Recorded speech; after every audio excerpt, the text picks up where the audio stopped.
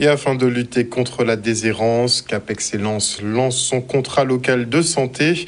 De plus en plus de SDF et de marginaux convergent vers l'agglomération pointoise en quête de subsistance.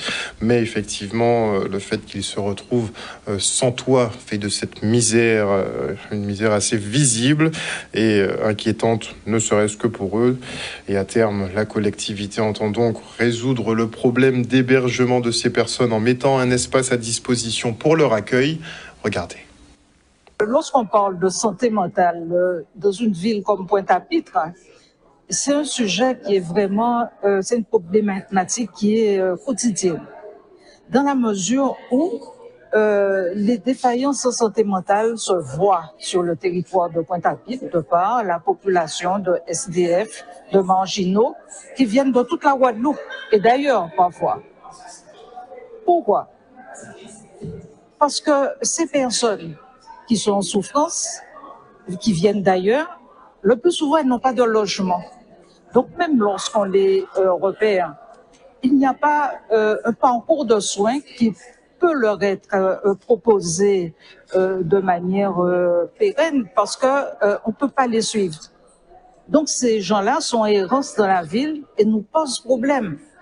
Donc il faudrait que toutes les autorités en santé, l'État et même au niveau de notre municipalité, nous nous mettions ensemble pour voir comment on peut pallier un problème comme l'hébergement, qui semble être simple, important, et qu'on n'arrive pas à solutionner.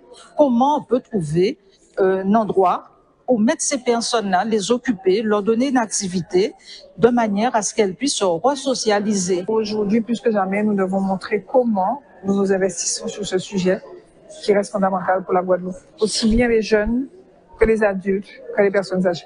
Il s'agit pour nous, un exemple précis, d'aller vers la population et de leur dire qu'on s'occupe de sa santé mentale. Comme on s'occupe de sa santé, comme on s'occupe de sa vie, comme on s'occupe de tout, et bien là, on s'occupe de sa santé mentale et nous allons vers la population avec les institutions, avec les associations, avec les bénévoles, tous les partenaires, porter l'information vers la population pour qu'ils puissent bien comprendre que la santé mentale, c'est pas une question de fou. C'est pas une question de fou. C'est une question de mal-être à un moment donné. Ça commence par là et ça peut arriver plus loin. Donc, très tôt, il faut mettre de la prévention. Et c'est dans ce cadre-là que les actions sont mises en place, dans le cadre de la prévention de la santé mentale. Et vous avez entendu tout à l'heure le témoignage d'une dame qui vous disait, simplement parce qu'elle voulait pas se moucher, tout et tout, ouais, c'est pas de la santé mentale, mais c'est déjà un début.